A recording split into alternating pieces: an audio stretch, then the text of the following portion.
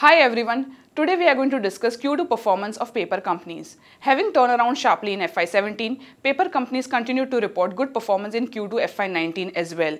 Talking about specific names, Tamilnadu Newsprint saw a strong growth in its top line, and this was mainly due to improved capacity utilization at its plants. Its writing and printing paper plant operated at more than 100% capacity utilization in Q2, while the paperboard plant saw an improved utilization at more than 90%.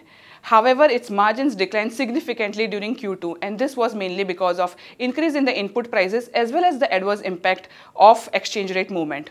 Talking about West Coast paper mills, it reported a strong performance with its net profit increasing by almost 85% and its margins having improved to 27%. However, here we would like to highlight one key thing for the investors. While the overall margins for the company looks very good at 27%, the margins for the paper business is below 20%, which is weak as compared to many of its peers. Talking about JK Paper, its superior performance continued in Q2 as well.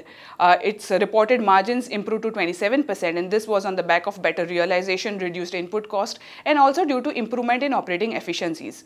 So the performance of the paper companies has been very good so far. There are main two factors which has driven such a strong performance of paper companies. The first is positive demand supply scenario.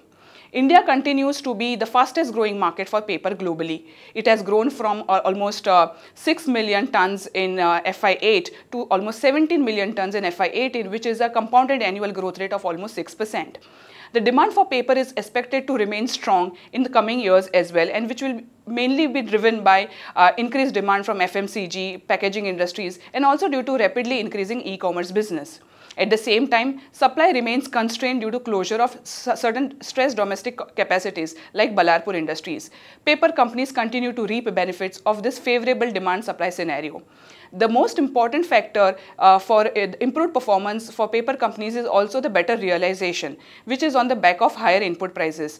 International pulp prices have seen an increasing trend since Jan till September, and it is expected that the international pulp prices will continue to remain firm for varied reasons. So the performance of the paper companies has been very good so far. But the moot question is that what will drive or help paper companies improve and sustain performance going forward?